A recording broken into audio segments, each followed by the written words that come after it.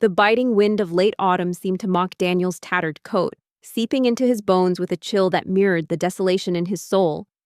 Just 2 years ago, he had been Daniel Thorne, a rising star in architectural design, his blueprints sketching dreams across the city's skyline. Now, he was just Daniel, a shadow clinging to the edges of alleyways, his only companion the gnawing emptiness in his stomach. A devastating betrayal, a web of corporate deceit spun by someone he had trusted implicitly, had stripped him bare, leaving him with nothing but the clothes on his back and a cynicism as sharp as the shards of his shattered life. Her composure, usually so steadfast, wavered. "Richard, what about him?" A tremor of apprehension entered her voice. Tonight, his hunger was a physical ache, a relentless beast clawing at his insides. He found himself drawn, as if by an invisible string, to the warm, inviting glow of a small noodle shop. The aroma of simmering broth, garlic, and fresh herbs wafted out, a cruel symphony to his empty stomach. Through the steamy window, he watched a family sharing laughter over steaming bowls, their faces alight with simple joy. A wave of humiliation washed over him, hot and bitter. He pressed himself against the cold brick wall, trying to disappear into the shadows, his pride a tattered flag fluttering against the gale of his despair. Daniel pulled out the flash drive and inserted it into her laptop. "I've been doing some digging. There are discrepancies, patterns that don't add up, and I think I've found out why." He opened the encrypted folder, the screen filling with the meticulously compiled evidence, financial ledgers with doctored figures, the web of shell corporations, the suspicious legal challenges, the internal emails detailing sabotage, and finally, the insidious clauses regarding the heritage properties and the hidden partnership agreement. He saw the noodles, rich with broth and tender slices of meat, being placed before customers, and an involuntary gasp escaped his lips, a raw sound of craving. But he knew, with a certainty that was both crushing and familiar, that he couldn't afford even the cheapest bowl. Every coin he had was earmarked for a single, precious moment of warmth at a public shelter, a moment he often sacrificed for the faintest hope of a discarded crust of bread. Resigning himself to another night of shivering hunger, he turned to leave, his shoulders hunched, his spirit a flickering candle in the dark. As Isabella scrolled through the documents, her face drained of color, her graceful hands, usually so deft, trembled. She read the emails detailing the deliberate mismanagement, the plans to undermine her reputation. Her eyes widened in disbelief and then hardened with a raw, visceral hurt as she saw her own stepbrother's name implicitly linked to the calculated attacks on her father's legacy. She saw the true extent of his avarice, his cold-blooded intention to strip her of everything. The betrayal was not just professional, it was deeply personal. A knife twisted into the very heart of her family. It was then, just as he was about to melt back into the anonymity of the night, that a voice, soft yet clear, stopped him. "Excuse me, this is impossible," she whispered, her voice barely audible. "Richard, he couldn't." But even as she spoke the words, the irrefutable evidence staring back from the screen screamed a different truth. The pieces of the puzzle that had troubled her for months, the inexplicable financial drain, the constant legal headaches, the subtle erosion of client trust. It all clicked into place, forming a monstrous, undeniable picture of Richard's deceit. Daniel froze, his heart hammering against his ribs. He didn't turn immediately. A lifetime of avoiding eye contact with passers-by ingrained in his very being. He expected a dismissive wave, a stern word from the shop owner, or perhaps even a pitying glance quickly withdrawn. He braced himself for the familiar sting of being seen as less than human. Then she saw the clauses concerning the heritage properties, the narrow window for a legal maneuver, the threat of them defaulting to a charity if she didn't act. Her eyes widened further, a gasp escaping her lips. This wasn't just about financial ruin. It was about the complete obliteration of her father's vision, his very essence. Are you all right?" the voice asked again, closer now, imbued with a genuine concern that cut through his defenses like warm light. "He wants to destroy Aura Designs," Daniel explained, his voice calm, steady, grounding her in the storm of revelation. "Not just for the money, but for the properties, your father's entire estate. He's been systematically sabotaging the firm, making it look incompetent, weak, so he can trigger these clauses and seize everything. Slowly, reluctantly, Daniel turned. Standing there was a woman who seemed to defy the harsh city night. She was of striking elegance, with an aura of warmth that seemed to radiate from her very being. Her dark, expressive eyes held not judgment, but a profound, almost painful empathy. Her long, dark hair was pulled back elegantly, and despite the chill, she wore a coat that exuded quiet luxury. Yet there was no aloofness in her gaze. She was Isabella. Isabella leaned back in her chair, a single tear tracing a path down her cheek. It was a tear not of weakness, but of profound shock and a deep, wounded anger. "My God," she breathed. "All this time, I thought I was failing. I thought I wasn't good enough to uphold Father's legacy. He made me doubt myself. Daniel. He wanted me to break." Her gaze met his, eyes filled with a new, fierce resolve. "But I won't. I won't let him win." For a long moment, their eyes met. Daniel, accustomed to averted gazes, felt a tremor run through him. He saw not pity, but understanding, and something else, a deep, unspoken sadness that seemed to mirror his own, though veiled by a sophisticated composure. He opened his mouth to mumble a denial, to assert his non-existent dignity, but no words came. His throat was dry, his tongue heavy with shame and hunger. It was in that moment, facing the devastating truth, that their alliance was truly forged. Isabella, though heartbroken, shed the last vestiges of her composed fragility. She was a woman of steel beneath the velvet glove, and the raw injustice ignited a fire within her. Daniel saw it, recognized it, and knew she was ready to fight. Isabella didn't wait for a reply. Her gaze softened further, a gentle smile touching her lips. "You look cold," she said, her voice a balm. Without another word, she stepped past him and entered the noodle shop. Daniel watched, bewildered, as she approached the counter. He saw her speak quietly to the owner, pointing towards him. The owner nodded, a knowing look on his face.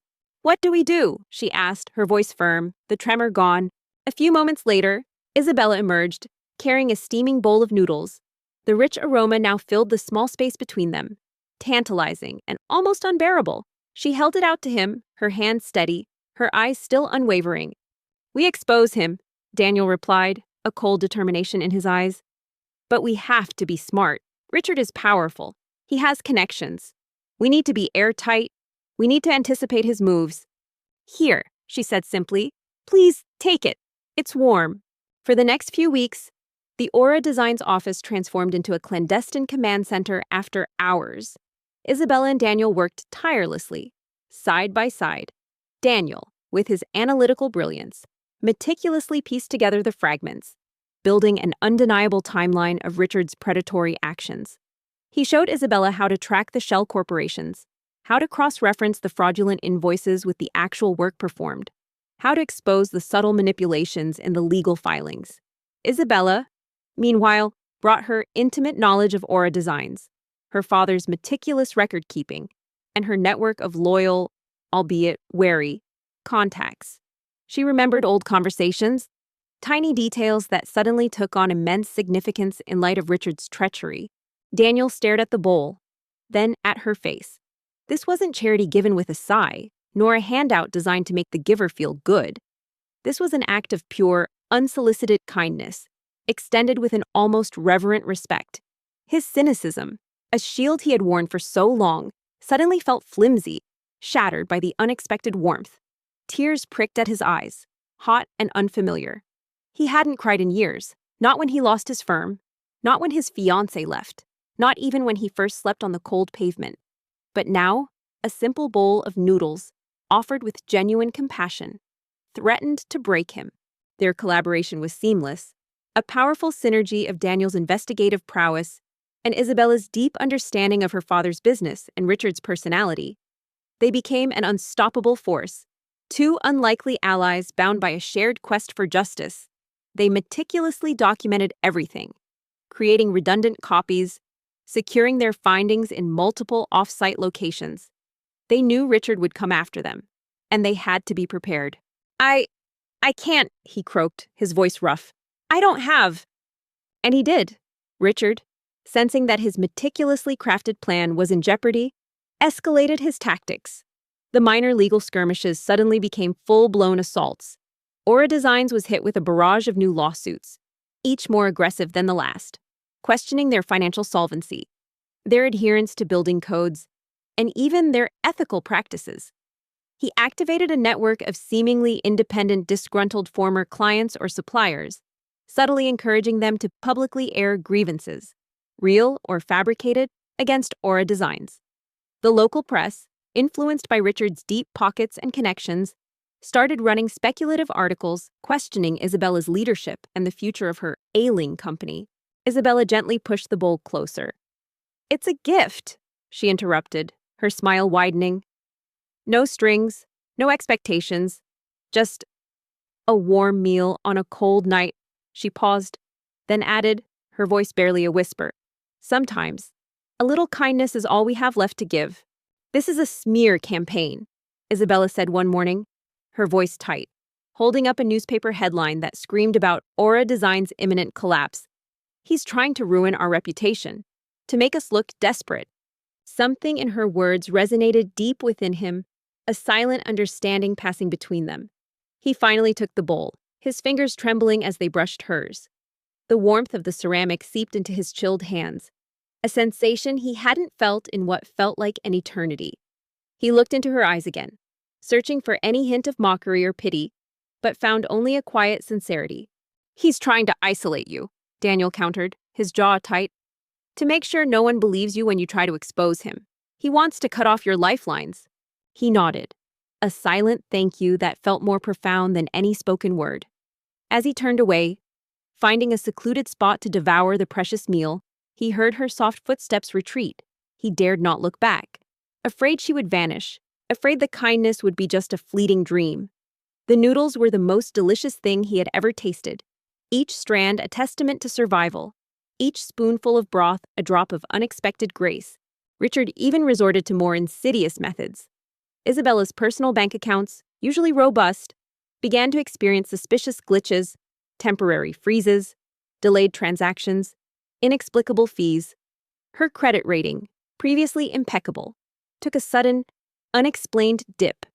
It was designed to choke her financially, to cut off her access to funds she might use to mount a legal defense. Daniel immediately recognized the tactic financial strangulation, designed to induce panic and force her hand. As the last drop of broth warmed his throat, Daniel felt a faint flicker within him. It wasn't just the warmth from the noodles, but a tiny spark, long dormant, ignited by Isabella's simple, profound act. A spark of hope in his desolate world, a whisper that perhaps, just perhaps, not all was lost. This fateful encounter, born of hunger and kindness, had unknowingly set in motion a chain of events that would change both their lives forever. The following morning, Daniel found himself drawn back to the noodle shop, not for food this time, but for a glimpse of the woman who had offered him a lifeline. He wasn't sure what he expected, perhaps just to see her again, to confirm that the warmth of the previous night hadn't been a hallucination born of desperation. He waited, tucked away in the shadows, until he saw her emerge from a building a few doors down, a large, well-worn leather satchel slung over her shoulder. She moved with purpose, yet there was a subtle weariness in her stride, a delicate tension around her eyes that hinted at burdens unseen. One evening, as Daniel was leaving the office, a dark sedan, its windows tinted, slowed down beside him. The rear window rolled down just enough to reveal a pair of cold, unblinking eyes. A gruff voice said, "Tell Isabella to drop it. Thorn Holdings is offering a final, generous buyout. If she doesn't take it, things could get much worse for both of you." The window rolled up, and the car sped off into the night. As she passed him, her gaze, momentarily distracted, flickered over him. Her steps faltered, and a soft gasp escaped her lips. She recognized him. A blush crept up Daniel's neck. He felt exposed, vulnerable, the shame of his circumstances threatening to consume him once more. But then, Isabella's expression softened, not with pity, but with a renewed sense of gentle concern. Daniel felt a jolt of cold anger. It was a clear threat, an intimidation tactic. Richard wasn't just playing corporate games anymore, he was venturing into dangerous territory. He didn't mention the encounter to Isabella, not wanting to add to her stress, But the incident solidified his resolve. He wasn't just fighting for her company, he was fighting for their safety. "You're still here," she said, her voice quiet. "Are you truly all right?" They began to work even more secretly. Their late-night sessions were moved to a small, nondescript cafe known for its quiet corners and strong Wi-Fi. They communicated using encrypted messaging apps. Daniel taught Isabella basic counter-surveillance techniques, how to spot if they were being followed, how to sweep their workspace for listening devices. The stakes had risen dramatically. Daniel found his voice a little stronger this time. I wanted to thank you properly for last night. It meant everything." Richard's aggression also forced them to be creative. They couldn't simply present their evidence in a courtroom without risking Richard using his influence to bury it or discredit them. They needed a strategic play.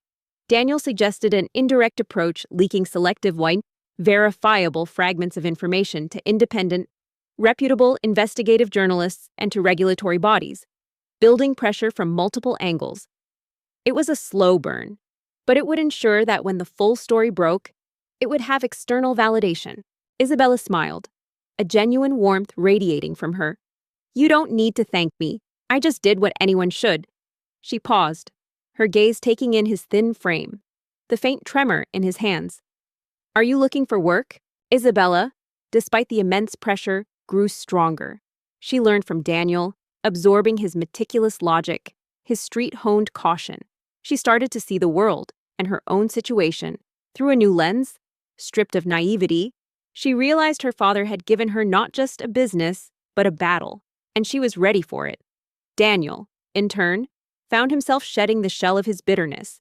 Isabella's unwavering belief in justice, her resilience in the face of overwhelming odds, was slowly healing his own deep wounds of betrayal. He was no longer just a cynical survivor. He was a protector, a partner, deeply invested not just in her victory, but in her well-being. But Isabella didn't retreat. She studied him, a thoughtful frown creasing her brow. "My name is Isabella Thorne," she said, extending a hand. Her touch was firm, yet surprisingly soft. "I run an interior design firm, Aura Designs. It's not architecture, but it involves design, structure, creating spaces." She hesitated. Then her eyes met his, a spark of resolve in them. "I need help. My firm is struggling. I could use someone diligent, someone with a sharp eye for detail. Even if it's just for general assistance, odd jobs around the office." Their bond deepened, transcending their professional collaboration. There was a quiet understanding that passed between them, a shared intensity born of crisis. Late nights blurred into early mornings, fueled by shared determination and a growing mutual respect.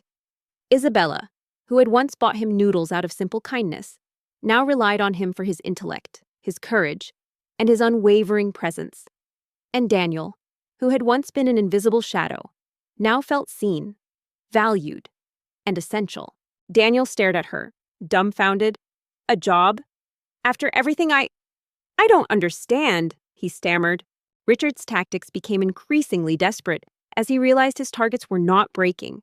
He planted false information about Daniel's past, attempting to resurrect the old accusations that had ruined his career. He tried to bribe Aura Design's few remaining clients, offering exorbitant rates for their immediate departure. The pressure mounted, creating a suffocating atmosphere around Aura Designs. "Call it intuition," Isabella replied, a wry smile touching her lips. "Or maybe, I just believe in second chances. Everyone deserves one, don't they?" She paused, then added, "And as for a place to stay, there's a small storeroom at the back of our office building. It's nothing grand, but it's warm, private. You could use it, temporarily."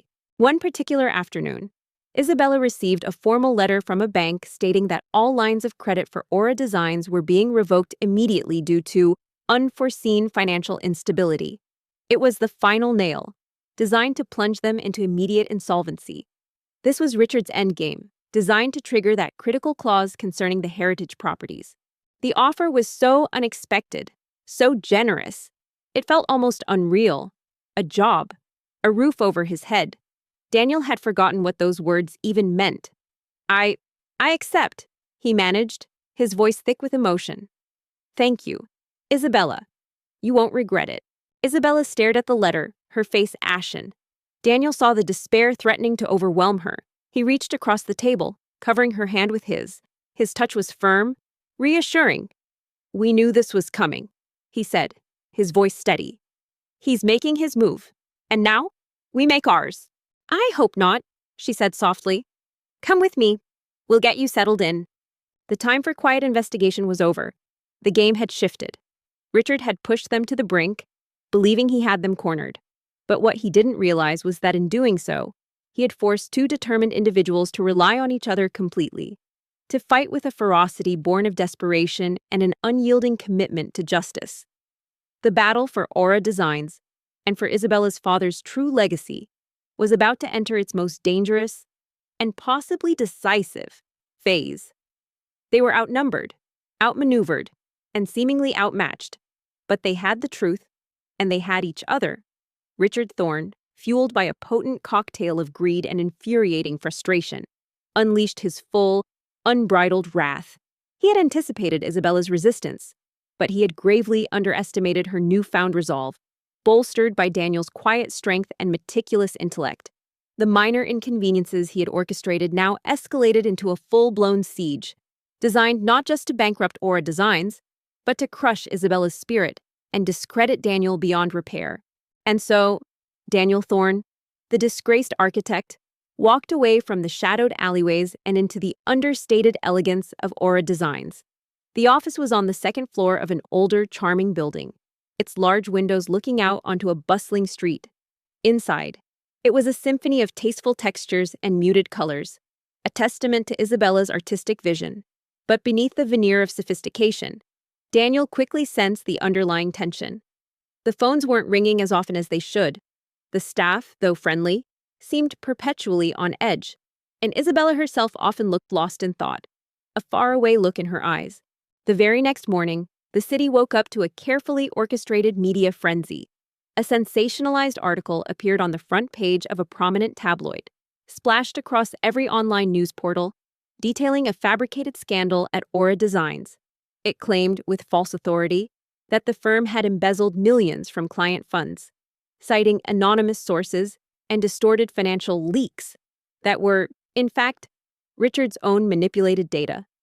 The article painted Isabella as a reckless, incompetent heiress squandering her father's legacy, implying she was either corrupt or simply too naive to manage such an enterprise. This was quickly followed by a cascade of negative social media campaigns, bots spreading misinformation, and even a handful of staged protests outside the Aura Designs office, complete with angry signs and news crews. His storeroom was indeed modest, little more than a windowless box behind the main office, filled with old samples and forgotten blueprints. But to Daniel, it was a palace. It had a working light, a small space for a cot Isabella quickly provided, and a surprising warmth. For the first time in years, he had a place that was truly his. However temporary, a place where he could close his eyes and not feel the biting cold or the watchful eyes of strangers. Isabella arrived at the office that day to find chaos. Her few remaining employees were panicked, fielding angry calls from bewildered clients and media inquiries. The small lobby was swarming with reporters, their flashes blinding, their questions sharp and accusatory. She stood amidst the maelstrom, her heart aching as she saw her father's name, once synonymous with integrity, being dragged through the mud. His first few days at Aura Designs were a blur of sorting samples, organizing files, and running errands. He worked tirelessly, driven by a fierce gratitude and a desperate need to prove himself worthy of Isabella's trust. He wasn't just earning a meager wage, he was earning back a piece of his lost dignity.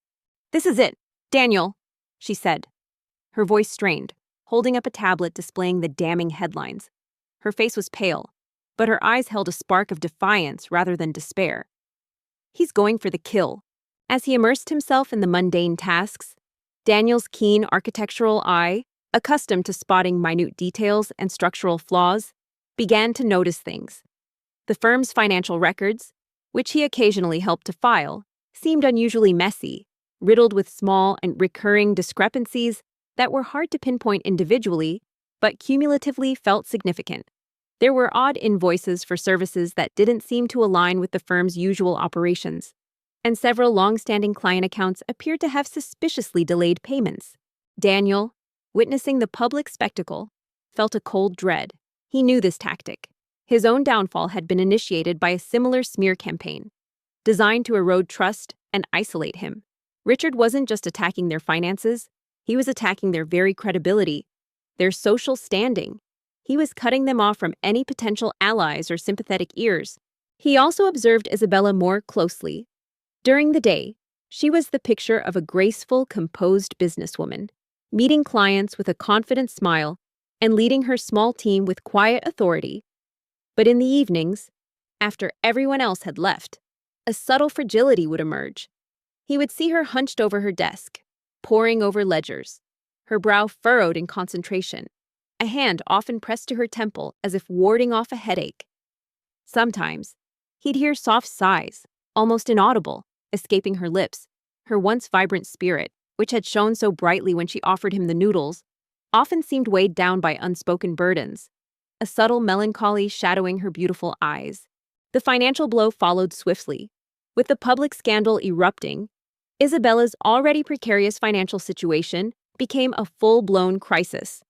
Her main bank, bowing to public pressure, and Richard's subtle, behind-the-scenes influence, immediately froze all Aura Design's accounts, citing irregularities and ongoing investigations.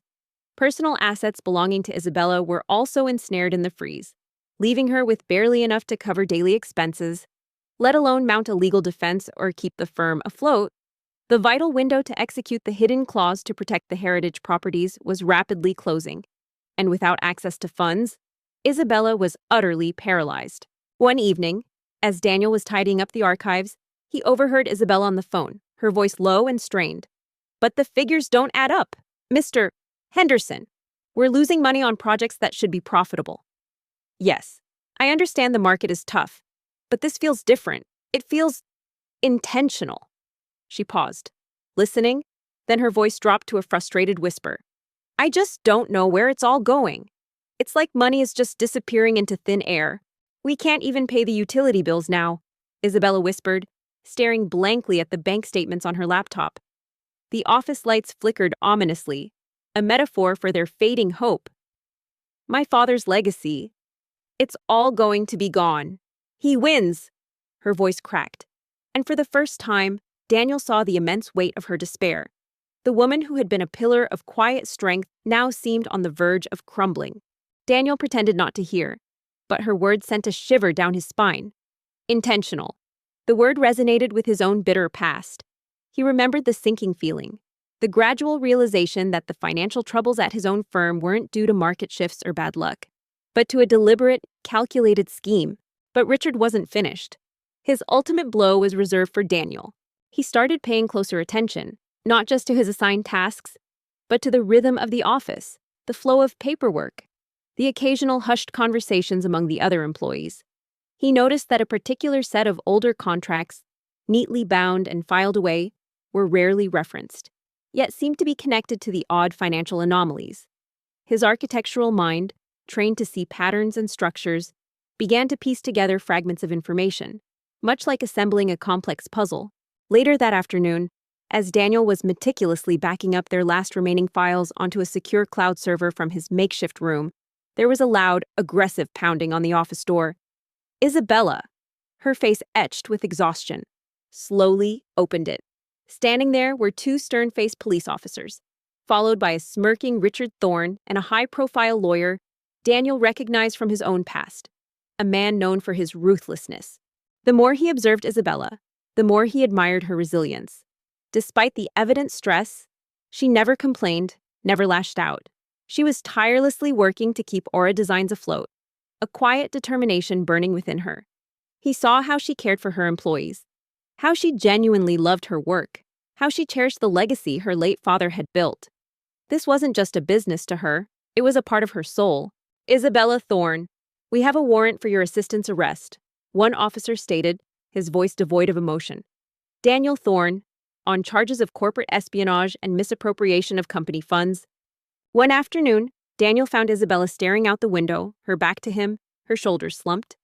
He hesitated, then approached cautiously. "Is everything all right, Isabella?" he asked, his voice softer than he intended. Isabella gasped, her eyes flying to Daniel. What? No! That's impossible. He hasn't done anything. She turned, startled, and a fragile smile touched her lips. Oh, Daniel. Just thinking. Her gaze drifted back to the cityscape. My father built this firm from the ground up. He poured his heart and soul into it. Losing it? It would be like losing him all over again. Her voice wavered slightly, revealing the depth of her emotional attachment. Richard stepped forward, his smile chilling. It's all quite clear.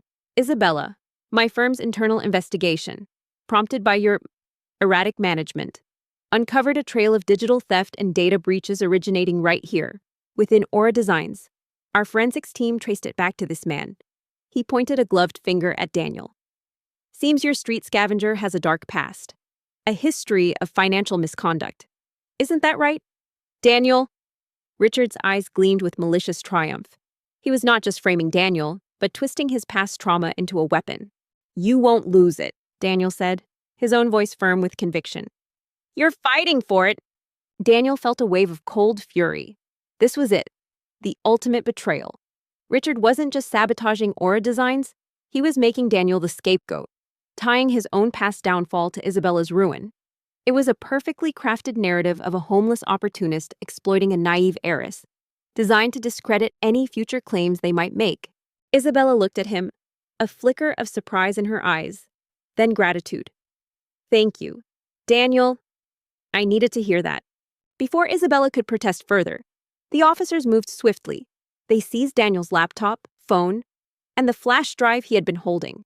Despite his furious denials, his past criminal record, however unjustly acquired, spoke volumes to the authorities. His words were just the desperate cries of a known offender. Their conversation was brief, but it cemented something within Daniel. He wasn't just an employee anymore, he was a silent guardian, a man who understood the crushing weight of betrayal and was determined to prevent it from happening to the one person who had shown him unconditional kindness. He felt a fierce, protective instinct bloom within him, a purpose he hadn't known he still possessed. He might be broken, but he wasn't useless. His mind was still sharp, and his loyalty, once shattered, was now fiercely devoted to Isabella and Aura Designs. He knew, with a growing certainty, that there was a hidden force at play, slowly strangling the life out of Isabella's company, and he was going to find out who and why. The warm noodles were not just a meal. They were an unspoken contract, a bond forged in a moment of shared vulnerability that would lead them down a path far more dangerous and revealing than either could have imagined. His street smarts, combined with his dormant analytical skills, were about to be put to their ultimate test. Daniel's suspicions deepened with each passing day. He started taking subtle, calculated risks, delving deeper into the digital and physical archives of Aura Designs whenever Isabella was engrossed in meetings or out of the office. His architectural background, with its emphasis on structure, logic, and uncovering hidden flaws, served him well. He began to see the anomalies not as isolated incidents, but as pieces of a larger, deliberately fractured mosaic. You won't get away with this, Richard! Isabella cried out, rushing forward as the officers handcuffed Daniel. Her voice was raw with anguish, a primal scream of injustice. He found financial reports that were inexplicably incomplete, missing key expenditure summaries for certain periods. There were invoices for consultancy services, from obscure firms with post office box addresses that vanished after a single payment. Even more unsettling were the contracts. Some major project agreements, especially those related to older, larger properties, contained clauses that seemed overly complex, almost deliberately convoluted, making it difficult to trace the flow of funds or ownership rights. He'd spend late nights in his makeshift storeroom, poring over these documents, the faint hum of the city his only companion, a flashlight beam illuminating the intricate legal jargon. Richard merely laughed, a cold, mirthless sound. Oh, my dear Isabella, I already have. You're finished. Aura Designs is finished. And your loyal assistant, he's exactly where he belongs. He gave Daniel a mock bow, his eyes mocking. Enjoy the hospitality.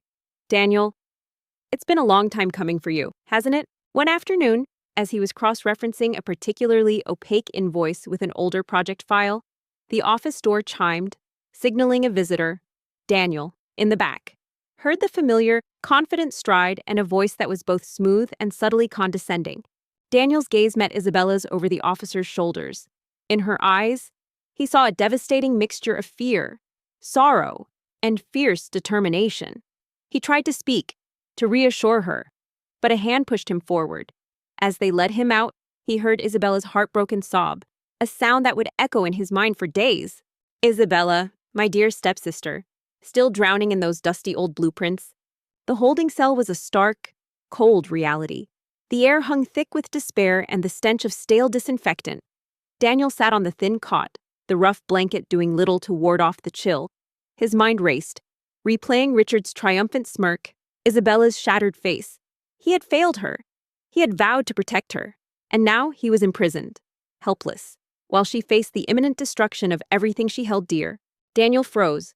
The voice was rich, resonant, yet laced with a mocking undertone that set his teeth on edge. He recognized the name from the earlier outline, Richard Thorne, Isabella's estranged stepbrother. He peered cautiously from the archive room. The injustice was a physical ache, mirroring the phantom hunger of his street days. He, Daniel Thorne, a man who once built magnificent structures, was reduced to a criminal in a drab cell, trapped by the very injustice he had fought against for Isabella. The accusations against him, corporate espionage, data theft, were so artfully woven with fragments of his true past that they were almost believable. Richard had used his knowledge of Daniel's previous ruin to craft a perfect trap.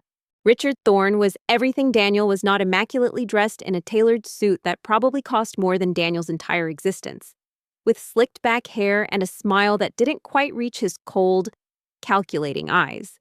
He moved with an air of entitled superiority, his presence immediately filling the modest office with a palpable tension. Despair threatened to consume him. He was isolated, his evidence seized, his name once again tarnished beyond recognition. Who would believe a homeless ex-convict against a powerful real estate magnate, Isabella, now stripped of her company, her reputation, and her only reliable ally, was utterly vulnerable? The critical legal window to protect the heritage properties would expire within days, and she wouldn't have the resources or the clarity of mind to act. Isabella, usually so composed, visibly stiffened. Richard, what a surprise! To what do we owe the pleasure? Her voice was civil, but a faint tremor betrayed her underlying irritation. But then, as the last flicker of hope seemed to die, a familiar phrase whispered in the dark corners of his memory. Sometimes, a little kindness is all we have left to give. Isabella's words from that cold night, when she had offered him the noodles, resonated deep within him. Her kindness, her unwavering belief in him, had lifted him from the streets. He couldn't let it be in vain. He couldn't let Richard win. Not now. Not when Isabella had risked everything for a broken man. Richard chuckled. A hollow sound. Always so formal. Isabella, can't a brother visit his struggling sibling's little empire? He gestured vaguely around the office, his gaze lingering on the worn furniture and the less than bustling atmosphere. Still peddling those quaint designs I told Father this business was a relic. Real estate, Isabella, that's where the money is. Not pretty curtains and throw pillows. A spark, tiny but persistent, began to glow in the darkness of his cell. Richard had trapped him. Yes. But he had also provided Daniel with something unexpected, an escape from direct observation. From behind bars, Daniel was no longer a threat to be watched, but a forgotten criminal. This forced Richard to expose his hand more fully, believing his victory was assured. Aura Designs was Father's passion, Isabella retorted, her voice hardening. And it's more than just curtains. It's about creating legacies, spaces where people feel truly at home. Daniel closed his eyes, his mind, once focused on the intricate details of architecture, now meticulously mapping out a desperate, last-ditch plan. He remembered the obscure connections he had nurtured from his former life. A sharp, idealistic legal intern who had once admired his work, now a public defender, a tenacious young journalist, he had once helped with a story about urban redevelopment. They were long shots, faint possibilities in a sea of overwhelming odds, but they were possibilities nonetheless. He had nothing left to lose, but Isabella had everything. He would fight from this dark hole, even if it was the last thing he ever did. The darkest hour had arrived, but for Daniel, it was also the crucible in which a new, unbreakable resolve was forged. The chill of the prison cell seeped into Daniel's bones, but his mind, far from succumbing to the bleakness, raced with a renewed, desperate energy. Richard had thrown his most powerful punch, believing Daniel was utterly defeated, but in doing so, he had, ironically, given Daniel a crucial advantage, the element of surprise. Richard would assume Daniel was isolated, powerless. He was wrong. Legacies, Richard scoffed. Or liabilities, I hear things. Isabella, whispers in the market. Your firm isn't exactly thriving, is it? Perhaps it's time to cut your losses. Or, better yet, let me handle it. I have the resources, the connections. I could absorb Aura Designs into Thorn Holdings. Give you a nice little severance package? Of course. His smile widened, a predatory glint in his eyes. Daniel's first move was to contact the public defender assigned to his case. The woman, Sarah Jenkins, was young, sharp, and burdened by a mountain of cases, yet her eyes held a flicker of the idealism Daniel once possessed. He remembered her as a brilliant, earnest intern from a pro bono project he'd briefly advised on years ago. She had admired his architectural vision, and he, in turn, had seen her raw, unpolished talent for justice. Daniel watched, his fists clenching. He saw the flicker of pain in Isabella's eyes, quickly masked by defiance. "Miss Jenkins?" Daniel began, his voice calm, betraying none of his internal turmoil.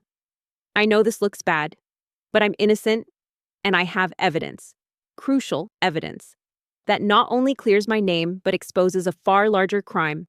The problem is, it's all digital, and it was on the devices they seized.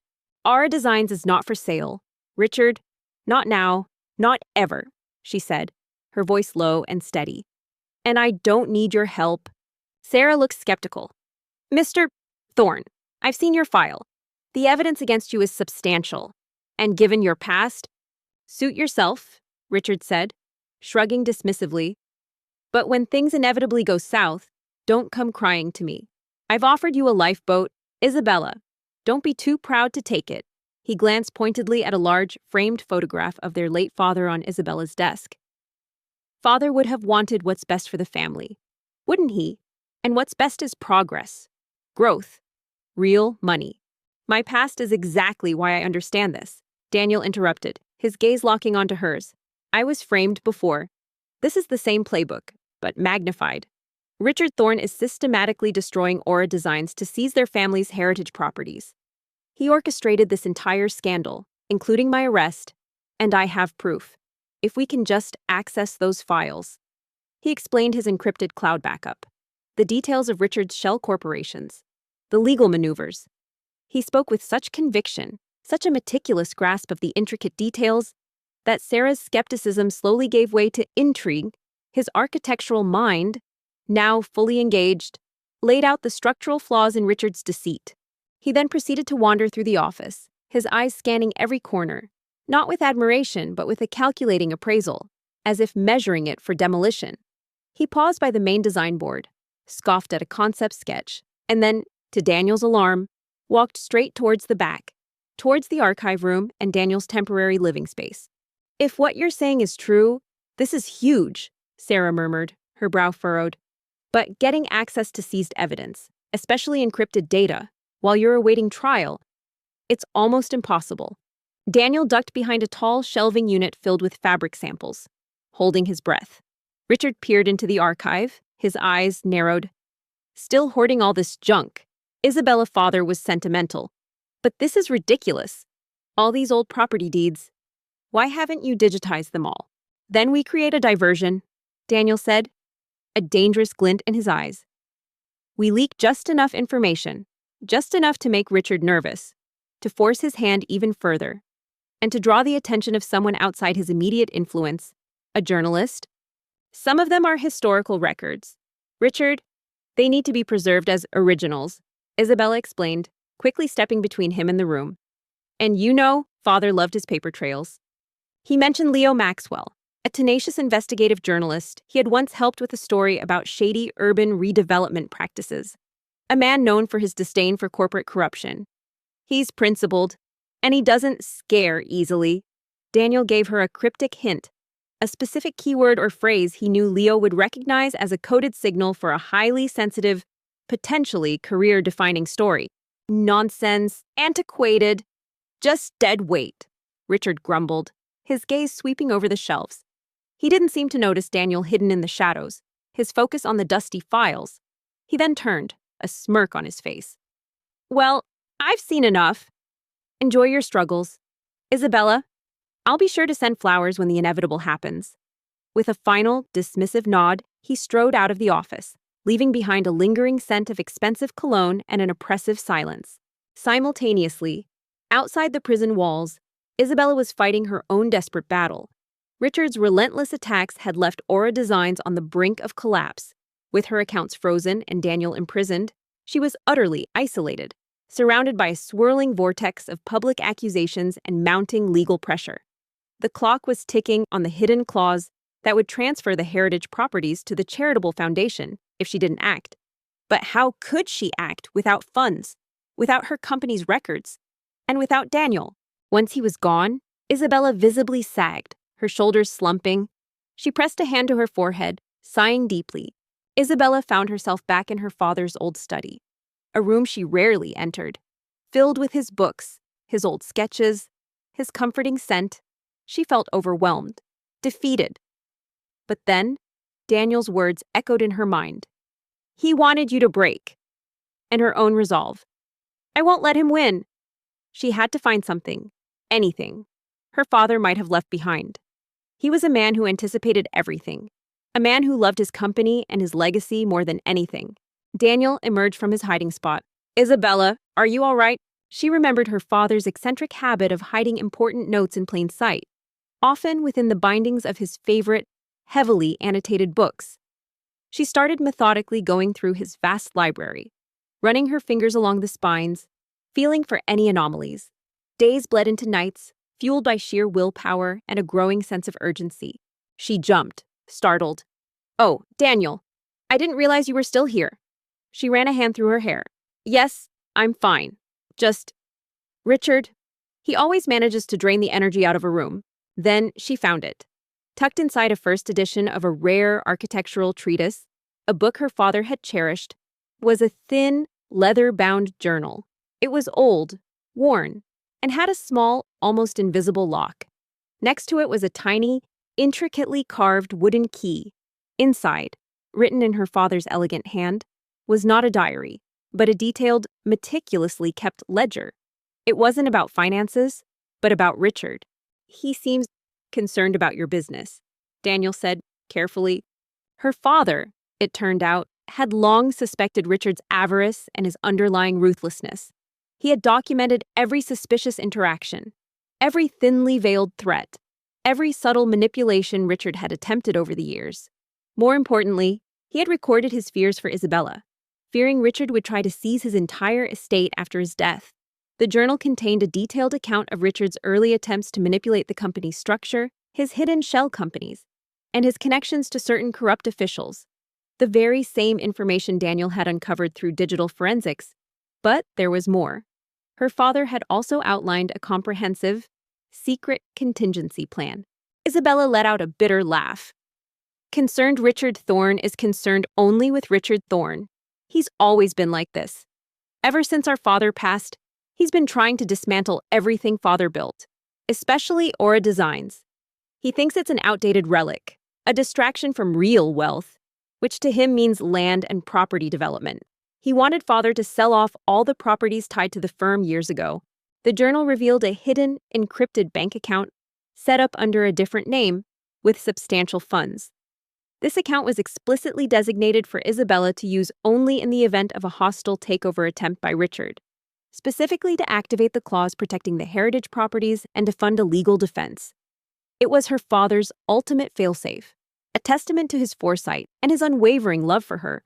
Crucially, the journal also contained the full, undeniable proof of Richard's criminal activities, meticulously cross-referenced with official documents only her father had access to. This wasn't just circumstantial evidence. It was a smoking gun, a confession without words, properties tied to the firm. Daniel latched onto the phrase. This was the first he'd heard of it. His architectural firm had dealt with corporate properties, not directly owned assets. Armed with this new, undeniable evidence, Isabella raced to Daniel's public defender. Sarah, who had just received the cryptic leak from Daniel, was already intrigued. When Isabella presented the journal, Sarah's eyes widened. This changes everything, she breathed, her professional detachment momentarily vanishing. This is a gold mine. This isn't just a defense. This is an indictment. Yes, Isabella explained, a shadow crossing her face. Father was a collector, not just of art, but of unique, historic properties. He incorporated many of them under Aura Designs for tax purposes, I suppose, and as investments. They're valuable, very valuable. But they're also a constant source of friction with Richard.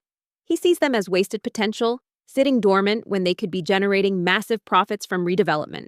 The legal battle that followed was swift and dramatic. Richard, confident in his power and believing Daniel and Isabella were defeated, had pushed for a quick trial to finalize his takeover of Aura Designs and the heritage properties. He severely underestimated the resilience of his opponents and the hidden depth of their preparations. A cold knot tightened in Daniel's stomach. Richard's intense gaze on the archive room. His disdain for old property deeds. This wasn't just sibling rivalry. This was something far more insidious. He recalled the odd invoices, the convoluted clauses in some of the older contracts related to property acquisitions. In the packed courtroom, the atmosphere was electric. Richard Thorne sat at his table, radiating smug confidence. His high-profile lawyer beside him, Daniel, looking gaunt but determined, was at the defense table with Sarah. Isabella sat in the front row, her posture erect, her gaze fixed on Richard, a silent promise of reckoning in her eyes. He began working even more diligently after hours. Now, with a clear target, he systematically went through every document, every digital file, every single line of financial data that passed through his hands, searching for any connection to Richard Thorne. He remembered the feeling from his own betrayal, the slow, creeping dread, then the sickening certainty. He was seeing the same pattern here. Sarah Jenkins, with the journal and Daniel's compiled digital evidence in hand, began systematically dismantling Richard's fabricated case. She presented the evidence of the shell corporations, tracing the diverted funds directly to Richard's offshore trusts. She exposed the orchestrated smear campaigns, presenting proof of payments to the tabloid journalist and the hired protesters. Each piece of evidence, meticulously compiled by Daniel and now validated by Isabella's father's journal, hit Richard like a hammer blow. His lawyer tried to object, to discredit Daniel's testimony based on his past, but Sarah deftly countered, painting Daniel as a victim of a previous, similar betrayal, making his insights into Richard's tactics even more credible. The clues were subtle at first, almost imperceptible to an untrained eye. A series of small, seemingly legitimate payments to a shell corporation that, upon deeper investigation, traced back to a holding company with ties to one of Richard's distant associates. A minor clause inserted into a large client contract that subtly redirected a small percentage of profit towards an obscure third party. A third party that had conveniently changed ownership several times, obscuring its true beneficiary. Daniel's architectural mind, trained to spot the structural weaknesses, the hidden stress points in a building, now applied the same rigorous analysis to the financial and legal framework of Aura Designs. The climax arrived when Sarah produced the leather-bound journal. She read excerpts from Isabella's father's meticulous entries, detailing Richard's long-standing avarice, his attempts to manipulate the will, and his specific plans to ruin Aura Designs to seize the heritage properties. The courtroom was hushed, captivated by the unfolding drama. He noticed that the firm was constantly being hit with unexpected minor legal challenges, permit delays, zoning disputes, frivolous lawsuits that drained Isabella's time, resources, and morale. Each one seemed legitimate on the surface, but their frequency and the sheer inconvenience they caused felt orchestrated. Daniel, remembering his own downfall, knew these were classic tactics of corporate warfare, designed to weaken a target from within, making them vulnerable for a hostile takeover. Then, Sarah introduced the hidden contingency plan, the encrypted bank account, and the explicit instructions for Isabella to activate the heritage property clause, all detailed in the journal. This revelation not only proved Richard's malicious intent, but also established Isabella's father's foresight and his unwavering trust in his daughter to protect his true legacy. One late night, after Isabella had left, Daniel discovered a series of emails in a forgotten folder on an old office server. They were old, dating back a year or so, between a former disgruntled employee and an anonymous recipient. The content was coded, discussing project setbacks, budget overruns, and Isabella's lack of business acumen. What truly sent shivers down his spine was a casual mention of Richard's plan. The emails detailed deliberate mismanagement of certain projects, inflated expenses, and even subtle misinformation fed to key clients to undermine their trust in Aura Designs. It was all designed to make the company look incompetent, failing from within. Richard Thorne's composure finally shattered. He sprang to his feet, a vein throbbing in his temple. "This is a fabrication, a desperate lie. My father was a senile old man, influenced by that tramp." He pointed a shaking finger at Daniel, his face contorted with rage. Daniel felt a surge of cold fury. This wasn't mere financial mismanagement.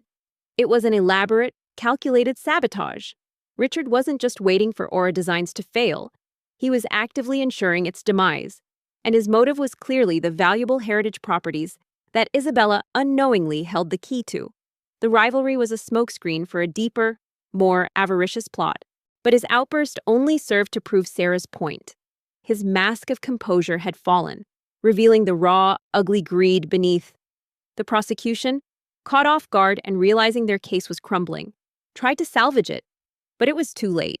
The mountain of irrefutable evidence, presented with Daniel's logical precision and Isabella's emotional conviction, was overwhelming.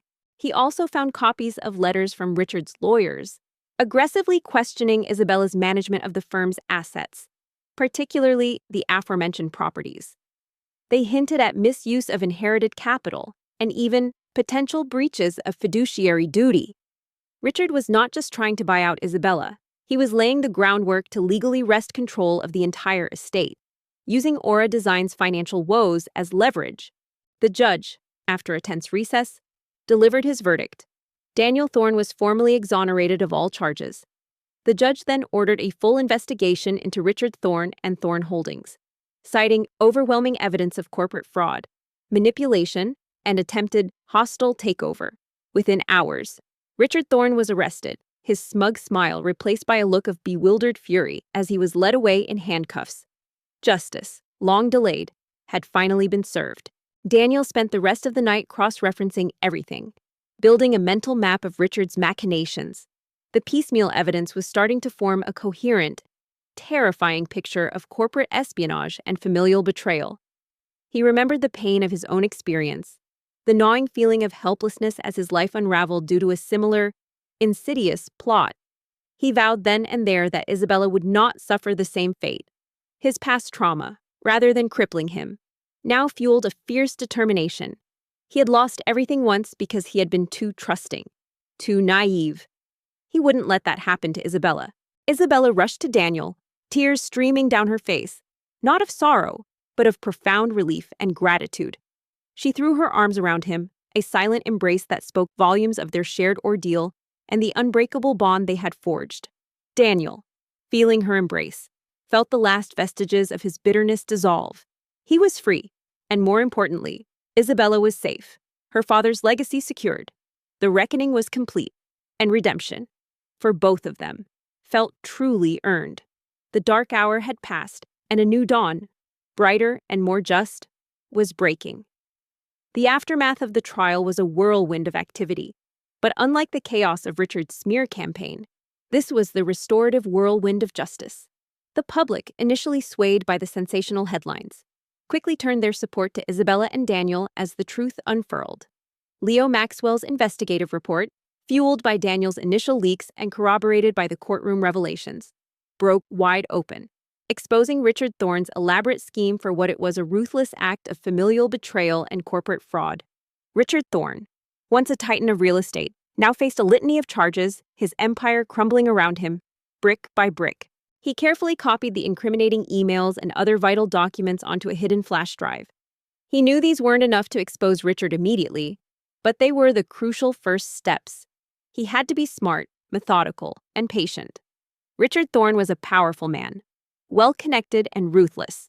Daniel was just a man with nothing left to lose, but his mind, his sharp intellect, was now his most potent weapon. And for the first time in years, he felt a purpose, a fierce, protective drive that transcended his own survival.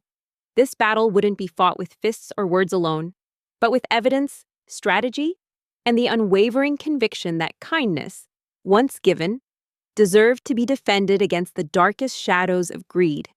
The game had begun, and Daniel, the unlikely protector, was ready to play. Armed with a growing mountain of fragmented evidence and an unwavering resolve, Daniel began his focused investigation into Richard Thorne. He knew he couldn't confront Richard directly. The man was too powerful, too connected.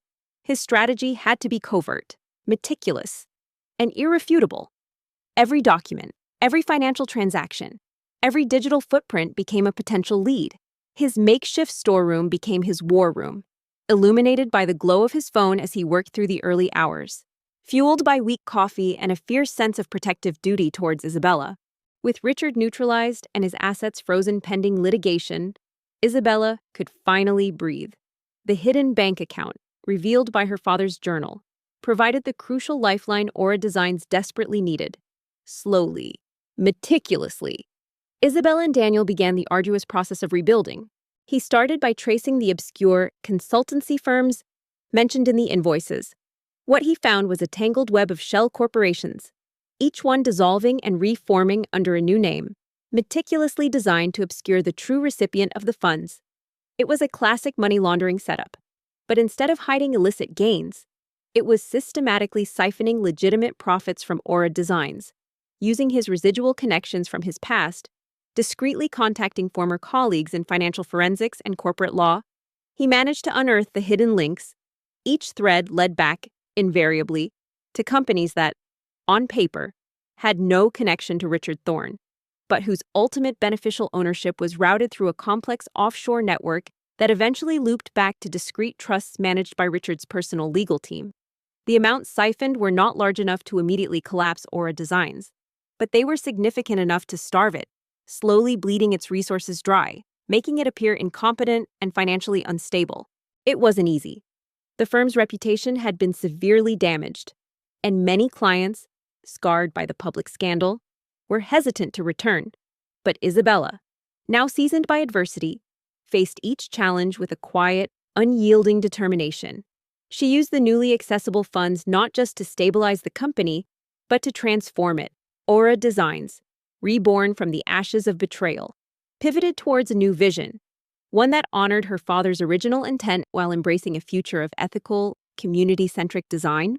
The legal challenges Isabella faced were also part of Richard's grand scheme. Daniel found patterns in the seemingly random lawsuits and bureaucratic delays. They were always timed to coincide with crucial project deadlines or investor meetings, always just disruptive enough to cause maximum chaos and cost, but never significant enough to warrant major legal action that might expose the orchestrator. He uncovered evidence of bribed minor officials, of subtle manipulations within the permitting offices, all designed to create a constant state of turmoil for Aura Designs. He found records of small payments made from one of Richard's shell corporations to individuals connected to the city planning department, and even to a minor journalist who frequently published negative, albeit vague, articles about Aura Designs. They started with the heritage properties. Instead of selling them off for quick profit, Isabella, guided by her father's hidden journal and Daniel's architectural expertise, began initiatives to restore and repurpose them. An old, dilapidated mansion became a vibrant community arts center. A forgotten warehouse was transformed into affordable co-working spaces for local startups. Each project was a testament to Aura Design's renewed commitment to legacy, sustainability, and social impact, a direct defiance of Richard's destructive ambition. The truly chilling discovery came when Daniel began to focus on the heritage properties Isabella had mentioned. Her father, a man of profound foresight and an almost obsessive attention to detail, had acquired these properties not just as investment, but as part of a long-term vision for community-centric design. A vision that Isabella had unknowingly inherited and shared. Daniel found that many of these properties were not merely dormant, as Richard claimed, but were meticulously preserved, historically significant buildings, often in prime locations. Richard's disdain for them was a feigned disinterest, a calculated ploy to keep Isabella from realizing their true, immense value. Daniel, his name cleared and his professional reputation not just restored, but elevated, became an indispensable partner.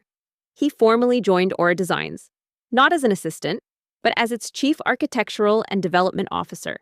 His sharp mind, his meticulous attention to detail, and his unique understanding of corporate machinations, forged in the fires of his own past betrayal, proved invaluable.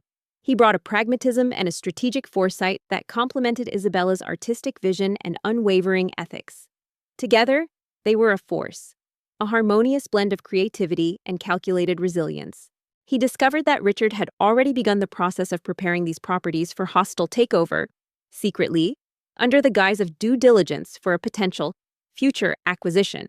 Richard's legal team had been conducting extensive surveys, preparing rezoning applications, and even subtly pressuring local councils to amend urban development plans that would favor his own, much larger, and more commercially aggressive projects.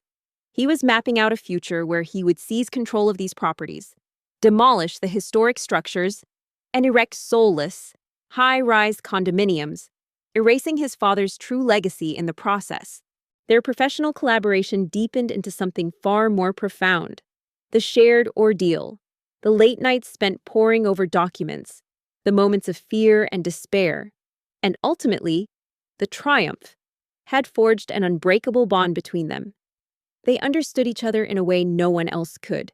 Isabella saw beyond Daniel's guarded exterior to the kind, brilliant man beneath, a man whose loyalty was absolute. Daniel saw Isabella's quiet strength, her integrity, and the fierce fire of justice that burned within her. The convoluted clauses in the older contracts, which Daniel had initially dismissed as mere legal boilerplate, suddenly revealed their sinister purpose. They contained obscure subclauses and hidden contingencies, triggered by specific financial metrics or ownership changes within Aura Designs. These clauses were designed to activate Richard's right to buy out the company, or more precisely, its assets, specifically the valuable properties, at a massively undervalued price, should Aura Designs fall into a state of distress or insolvency. It was a brilliantly cruel trap, set by Richard long ago, perhaps even years before his father's death. Anticipating the day he would inherit control, he had been systematically engineering Aura Designs' decline to trigger these very clauses. Their relationship blossomed organically, a gentle, steady unfolding. It began with shared meals in the office after everyone else had left, then late-night conversations that extended beyond work, revealing their hopes, fears, and dreams. There were quiet moments of understanding, unspoken glances that communicated volumes. The once cynical Daniel found himself opening up, shedding the layers of hurt and distrust that had encased his heart for so long. Isabella, who had borne the weight of her father's legacy and Richard's betrayal alone, found solace and strength in Daniel's unwavering support. The full picture that emerged was not just of sabotage, but of a calculated, long-term corporate assault. Richard Thorne wasn't just trying to outcompete Isabella, he was systematically dismantling her firm from the inside out, orchestrating its downfall piece by piece. He was destroying Aura Designs to clear the path for a hostile takeover of the entire Thorne estate, using Isabella's supposed mismanagement as the legal justification. He was aiming for total dominance, and Isabella, unknowingly, held the keys to his ultimate prize in the form of those heritage properties. The rivalry he displayed was a performance, a distraction from the real, deeper game of greed and power he was playing. One evening, after successfully launching a major community revitalization project, they found themselves back at the small noodle shop where it all began. The warmth of the steam on their faces felt different this time, imbued with a sense of peace and gratitude. As they sat across from each other, a comfortable silence settling between them. Daniel reached across the table and took Isabella's hand. Daniel felt a familiar chill run down his spine, a visceral echo of his own past. He remembered the precise moment when the veil had dropped for him, when he realized his trusted partner hadn't just made a mistake, but had deliberately orchestrated his downfall, leaving him ruined and homeless. The emotional scars of that betrayal, though painful, now served as an invaluable guide. He recognized the cold calculation, the methodical dismantling, the subtle gaslighting designed to make the victim doubt their own competence. This was Richard's MO, just as it had been his own betrayers. "Thank you, Isabella," he said, his voice soft, his gaze steady. "For everything. For the noodles. For the chance. For believing in me when no one else would." His past, instead of crippling him, became his strength. He knew the tactics, the psychological warfare, the legal loopholes these predators exploited. He had seen it firsthand. And now, he had the chance to prevent it from happening again. To protect Isabella, the one person who had extended a hand of genuine kindness when he was at his lowest. His personal vendetta against betrayal merged with his fierce loyalty to her. He would not allow Richard Thorne to succeed. Isabella squeezed his hand, her smile radiant, a genuine happiness lighting up her eyes that had been absent for so long. "Thank you, Daniel," she replied, "for showing me the truth, for fighting by my side, for helping me save Father's legacy, and for reminding me that kindness isn't a weakness, but the greatest strength of all." Daniel carefully compiled all the evidence-copied emails, bank statements showing suspicious transfers, legal documents highlighting the insidious clauses, even photographic evidence of Richard's associates lurking around the heritage properties. He organized it into a clandestine digital folder, encrypted and backed up, secure in the knowledge that this was irrefutable. This wasn't just suspicion anymore. It was cold, hard proof. Their story became a quiet legend in the city, a testament to kindness, resilience, and the enduring power of justice. Aura Designs flourished, not just as a profitable firm, but as a beacon of ethical development and community impact. Daniel, no longer defined by his past, stood tall beside Isabella, a true partner in every sense of the word. The hungry man, offered a bowl of noodles by a kind beauty, had found not just a meal, but a purpose, a home, and a love that transcended the darkest of betrayals. Their journey had begun with a simple act of compassion, and it had led them to a new beginning, together, building a future shaped by shared values and an unbreakable bond. He worked late into one particular night, sorting through the digital files, cross-referencing dates and names, until the entire, horrifying narrative of Richard's treachery lay before him. The last piece of the puzzle clicked into place, a hidden clause within a very old, seemingly innocuous partnership agreement signed by Isabella's father. This clause stipulated that in the event of Aura Designs' insolvency, control of the heritage properties would default not to Richard, but to a charitable foundation, unless a specific legal maneuver was executed by the current CEO, Isabella, within a very narrow window. Richard's relentless pursuit of bankruptcy wasn't just to buy out Isabella cheaply, it was to force her into a position where she would unknowingly miss this critical legal window, thereby allowing him to seize the properties before they were irrevocably transferred to charity. This meant he needed her to be utterly defeated, broken, and desperate, so she wouldn't have the mental or financial capacity to trigger this protective clause. Thanks for watching.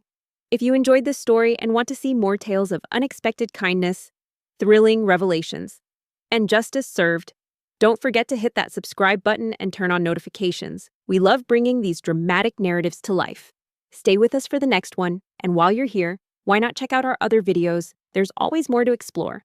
Where are you watching from? Let us know in the comments below. The depth of Richard's malice was staggering. He wasn't just attacking a business, he was attacking a legacy, a dream, and ultimately, Isabella's entire inheritance and sense of self. He was playing a game of total annihilation. Daniel stared at the glow of his screen, the weight of the discovery settling heavily upon him. He had the truth. But now came the hardest part: how to use it. Richard Thorne was a formidable opponent, entrenched in power and influence. Exposing him would be a high-stakes gamble, one that could put both him and Isabella in grave danger. But there was no turning back. The kindness of a single noodle bowl had set him on this path. And now, Daniel was ready to fight. The unveiling of betrayal was complete. The battle for justice was about to begin. He knew, with absolute certainty, that he could not allow Isabella, or her father's noble legacy, to fall victim to such ruthless greed. The morning light, usually a source of quiet comfort in the Aura Designs office, felt oppressive, heavy with the weight of Daniel's discovery. He knew he couldn't keep this from Isabella any longer. The truth, however painful, was their only weapon.